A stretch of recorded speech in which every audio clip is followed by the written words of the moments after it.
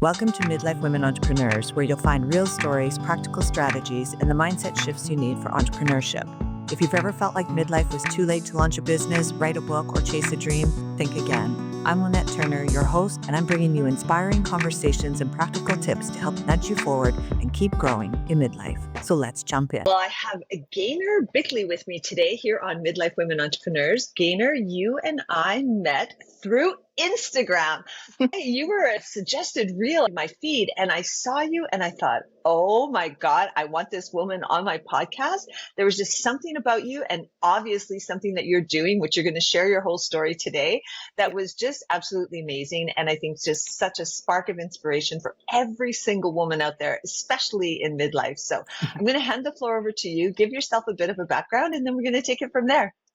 Yeah, so my name's Gaynor and I'm 57 years old, and I've started to train for a bodybuilding competition that's in 4 months' time. I'll give you a bit of background about me. I'm a typical middle-aged mom. I've got 2 daughters that are grown up now, 29 years old and 25 years old, and I've also got a 4-year-old grandchild.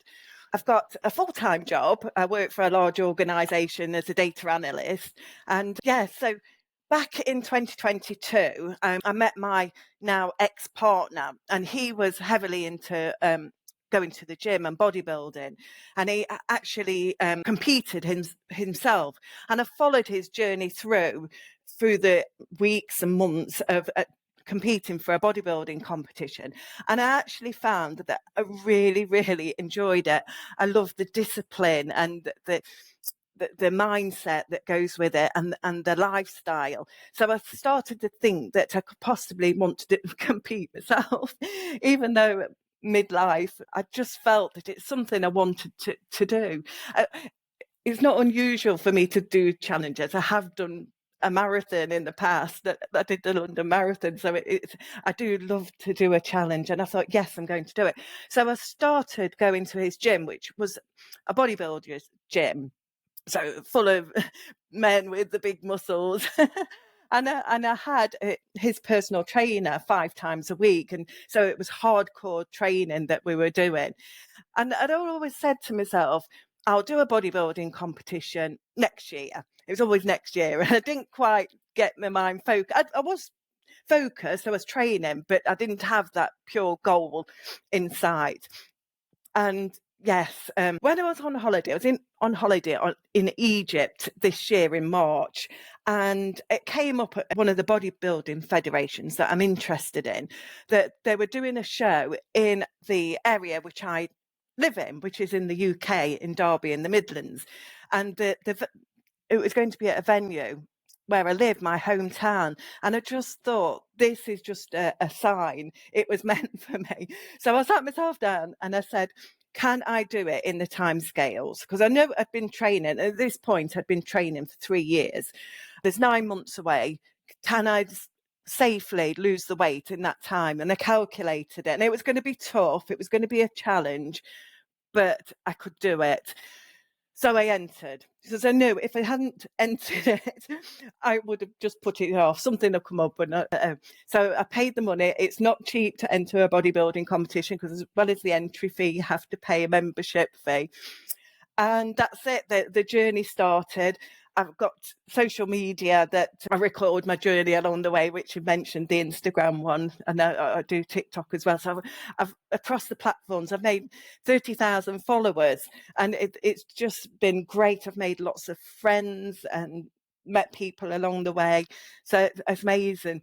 So I got myself a coach. So what a coach will do, it's an online coach that provide me with a nutrition plan and also a training schedule as well. So I'm currently training 5 days a week, and also tasks to do, like I do 12,000 steps a day, and I do 45 minutes on the Stairmaster. Now, if you don't know what a Stairmaster is, it's a grueler of a gym equipment. You're just going upstairs for 45 minutes, and it is hard work. But I do love it. I put my headphones on, I listen to some podcasts and YouTube, and that gets me through it. So let's break this down a little bit. Let's back up a little bit. So first of all, you entered what you're saying is a bodybuilding competition, but it's really a bikini Yes, I call it Yeah. bodybuilding because it's part of that class, but it's not like the men's bodybuilding with the massive muscles. There's various different classes, and I've entered the over 45s bikini masters competition. So that's more about shape and aesthetics. You do need muscle and you do need to be lean, but it's more about having cap shoulders, an X frame, and glutes, and leanness and delts. The first question I'm going to ask you is, what was your starting weight? So 3 years ago is when you really got into the weightlifting with the trainer because you were dating somebody at the time. You've since broken up with that person, but you've said, okay, well, I kept saying I'm going to enter, I'm going to enter. And so you just kept putting things on the back burner. And parallel to every probably midlife woman, we always are putting stuff on the back burner. So this time Yeah. you've had this sort of event that sparked this, okay, I'm going to Mm. actually do this. Yeah. So what was the starting weight? And then it was, all right, I'm going to put it out to the world. I want to know Yeah. what gave you the courage to post on TikTok with like barely any followers at the time, Yeah. and just declared this I'm doing goal. it. Yeah. Yeah, so I've lost 50 pounds. So I've actually lost 116 pounds in total, but that was a gradual loss over many years. But from this era, if you like, it's 50 pounds. So Yeah. 116 pounds over the last 3 years. And even when I first met you 2 months ago, I think it was probably about 2 months ago when you and I first chatted, Yeah. the progression just in 2 months has been Yeah. amazing. And not just from a vanity standpoint. I want to make that clear. Yeah. Talk a little bit about how has it helped your mindset? I mean, there was one post where everybody just said, you are glowing. Yeah. So talk about what has it done for your mindset? What has it done for just your overall feeling about who you are? Yeah, it just changes everything of how you feel, how you feel about clothes. Because when I was bigger, I just wore black and didn't really like to dress up. But now you can't keep me out to the clothes store. My mindset is lots better. I just feel overjoyed with life. It's really weird. But yeah, it, probably one of the best things I've done for my health to do this, and building the muscle just helps as well. When I've lost weight in the past, your skin sort of droops a bit, but having the muscle just fills out that and makes you feel better. Having a nicer shape, it's just amazing. And with the breakup as well, that's been difficult because it was a 3-year relationship and it could have gone either way, but it's having this focus has made me driven and just got me through everything. Well, we can have downsides of life, but the goal has helped me through it. Yeah, and that's such a valid point because we talk about life events, right? Life events Yeah. in midlife especially. Everybody's going to have one. I don't care what you say. By the time you're in your mid 40s and then creep up into the 50s, 60s, there's going to be an event, a Yes. death, a divorce, a job loss, something like that. And so Yeah. if you can shift your focus, that's kind of what you did. You had Yes. this breakup. Yeah, Yeah. it really evolved the mindset for you. Yes, So definitely. exactly. So, all right, I want to know, what was it? What were you feeling like? Because you weren't feeling this great 3 or 4 months ago when you hit, hey, everybody on TikTok. Walk us through that. Like when you first posted, what was going through your mind? There must have been like, oh God, I can't do this. Yeah, and there's still an element of that now, but it's just having that goal. It just makes it better. The feeling, I can't, it's very difficult to explain. It's something inside. It's just an excitement, a glow. It's just a passion for doing this because you don't see many older ladies doing this. So, but also not many older ladies that have started from a bigger starting point. There is older ladies that do it, obviously, but they've probably been doing it for years and years and years. So to do something that people don't expect you to do, because that sparked quite a few trolls on my account that talked about that, because they don't expect it and they assume I'm going to fail. They're coming at me relentlessly with quite mean remarks.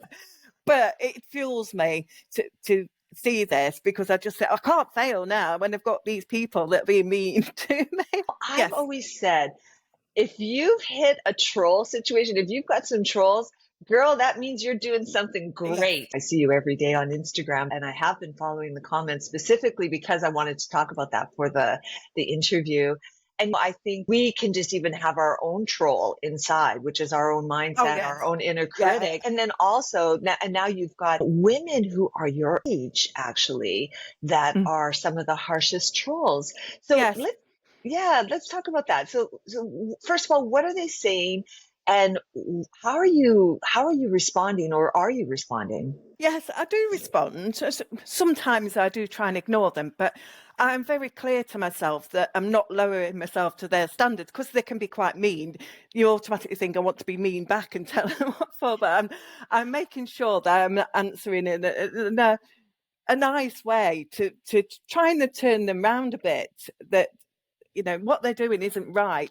Then some of them say, oh well, if you're going to put yourself on the internet, then you can expect people to have their opinions. And yes, people can have their opinions, but when it's down to meanness and spitefulness, it's just not right to come at people relentlessly like that.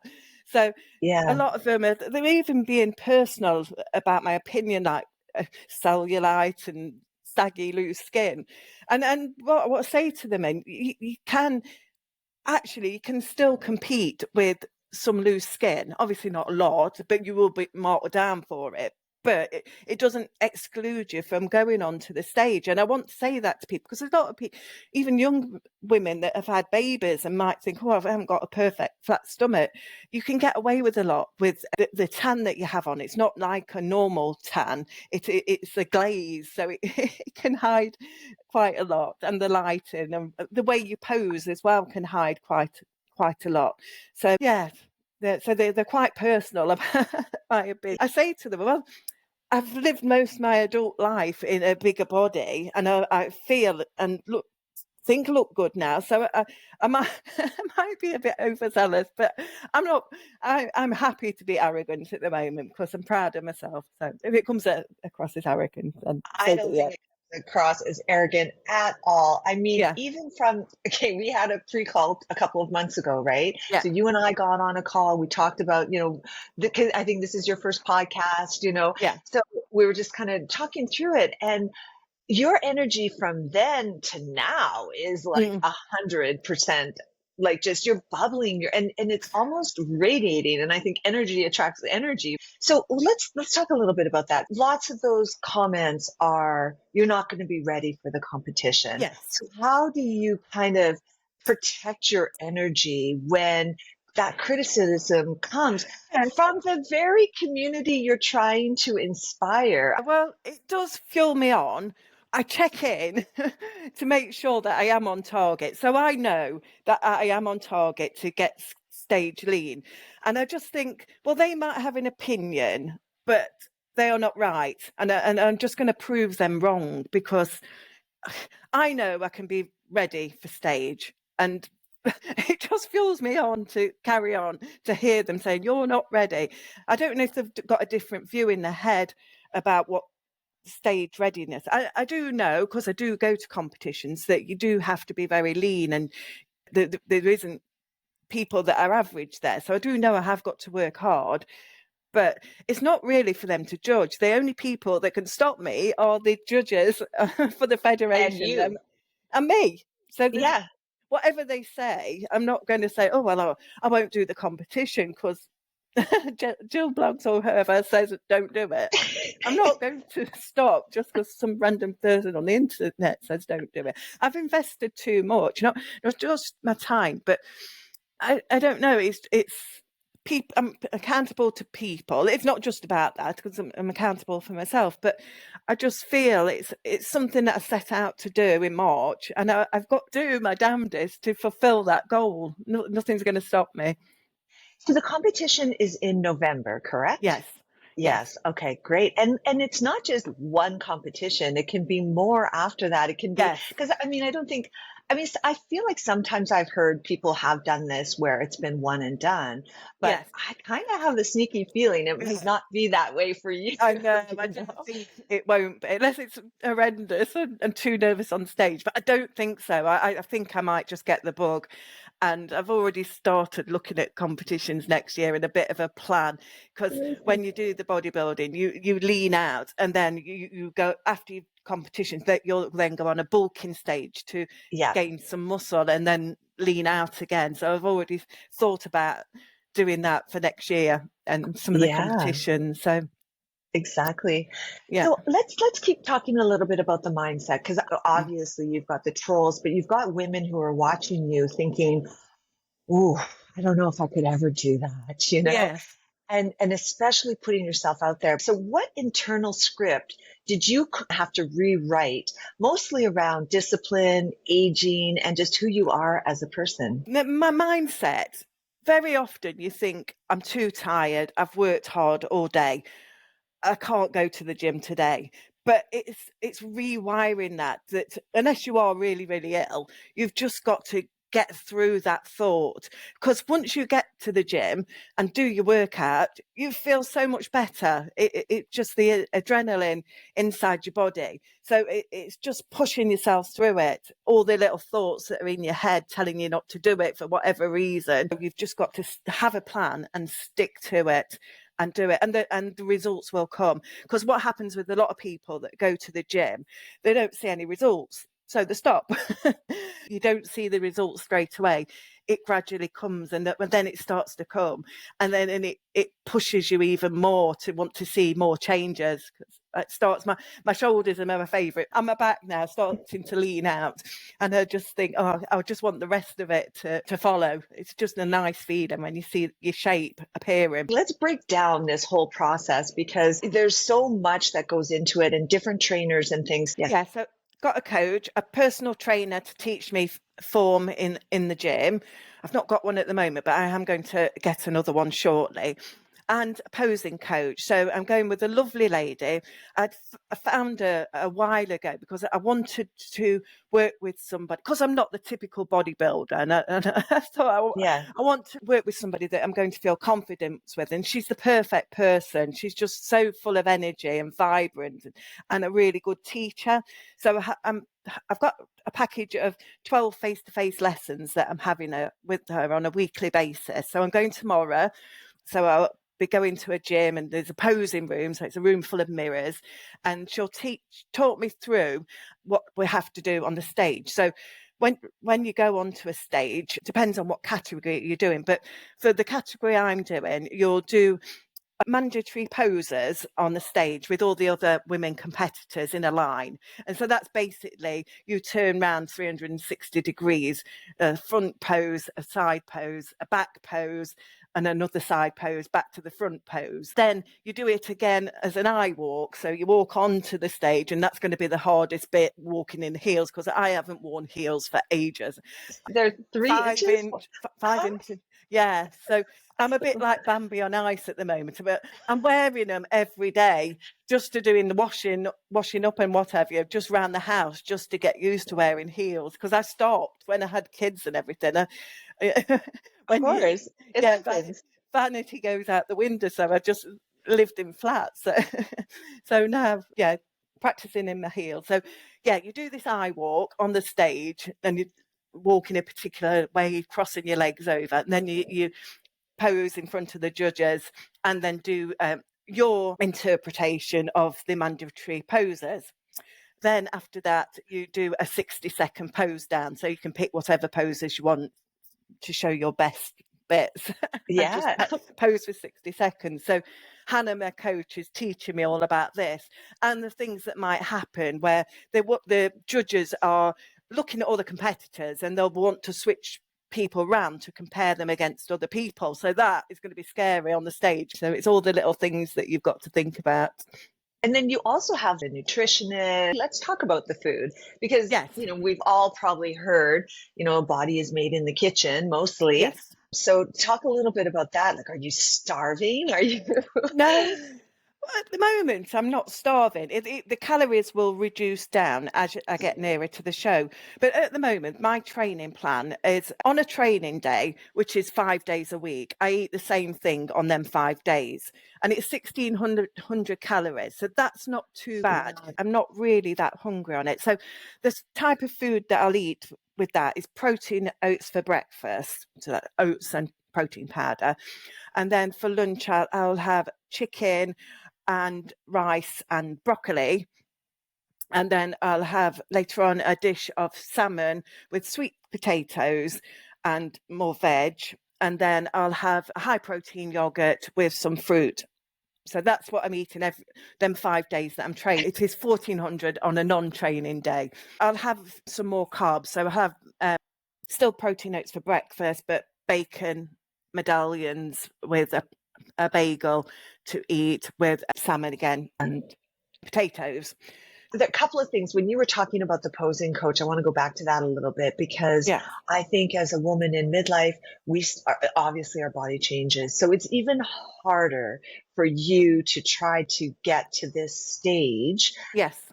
where you want, like literally the stage where you want to be at, because our metabolism slows down, and there's different ways that you can manage that with your food and when you eat and stuff.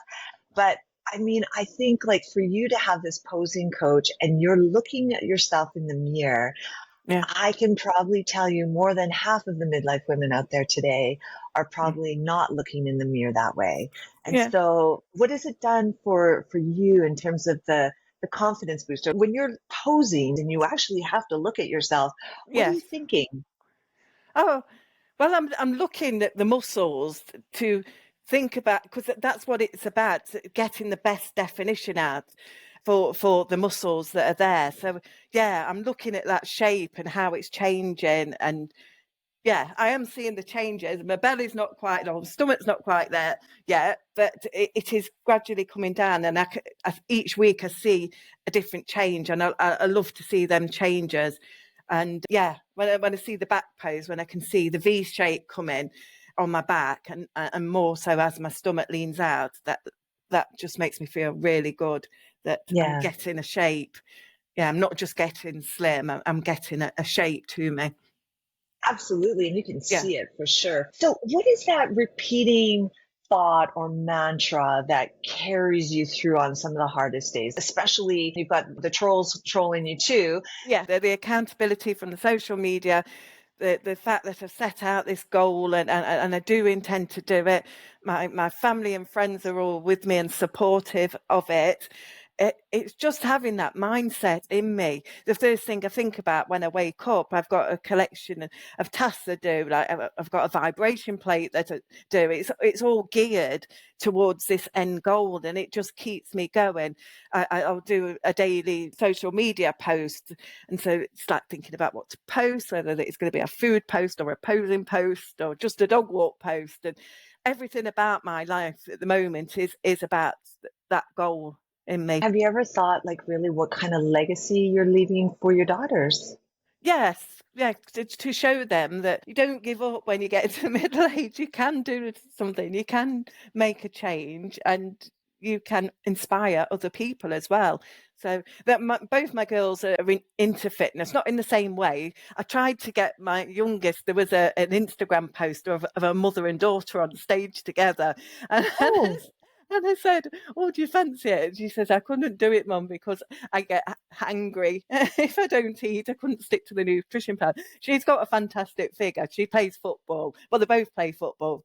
So, yeah, but I don't think I'll get any of them doing bodybuilding. you never know. You never You know. never Maybe know. the next one. Maybe the next one. That's a good Yeah, mother-daughter thing to do for sure. yeah, So what would you say for any woman out there today or man that's listening to this interview yeah. that's thinking, oh my God, I could never do that? What message would you want to give them? Well, never say never, because if you want to do it, just do it. Just start with small baby steps. You don't have to enter a bodybuilding competition. Just go to a gym. get yourself a personal trainer to teach you what to do. You don't even have to go to a gym. There's quite a lot of information on YouTube that's free. Lots of training plans that you can just buy yourself a set of cheap dumbbells and you can just start going for walks. That contributes to burning the calories and getting your muscles going and fat loss. So just going for little walks every day and gradually increasing it, that can help you as well. So, Yeah. just if you want to do it, a lot of people, it's not for them. And I get that they don't want to. But if you have a mind that you keep thinking, oh, I quite like to do that, just go and do it because you will feel 10 times better.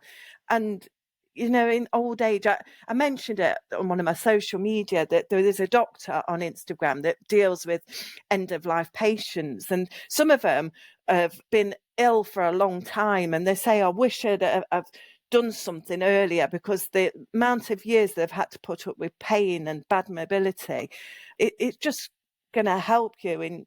Well, it's actually what sparked me originally for losing the weight, where I saw a lady in a shopping centre at the car park and she was pushing a trolley and she was really struggling.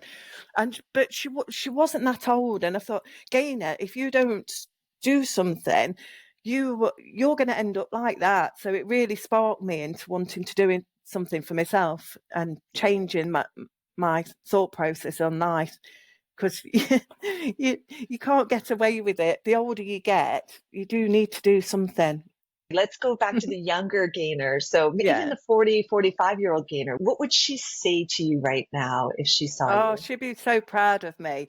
Yeah. So I was a lot heavier and I was like bogged down with bringing up 2 children, working full time. I was studying for a degree and life was lifey. So I got put on the back burner. My health wasn't a priority. So yeah, younger Gaynor would have be so proud of me now. But it is the fact that when you are middle-aged, life does get a little bit easier, that your children have grown up and you might have a bit more income because you might have progressed, got promoted and got a bit extra disposable income. Midlife, it can be one of the best years of your life if you want it and you go for it. Don't let age define you. Just go and do what you want. Might not be bodybuilding, it might be something totally different, but just go do it. You are amazing. Thank you so much for sharing your story today. I absolutely think that the podcast itself, Midlife Women Entrepreneurs, is what I often think is a room for women to borrow beliefs until they can find them themselves. And so I am sure you have sparked lots of inspiration and a lot of beliefs today on this interview, and I can't wait to publish it, to get it out. So thank you for joining me, and I am going to definitely be watching you, and I'd love to even have you back after the competition. All right, okay. Yeah. Love to do that. You deserve a standing ovation, girl, so keep going, and let's just keep those trolls coming, because if that's what's keeping you going, then let's keep you going. All right, well, we will talk to you probably in November or December. Hey, it's Lynette. Thanks for listening today. Please like and subscribe. And if there's somebody out there that you think could benefit from the episode, give it a share. Midlife is your time, so go get it.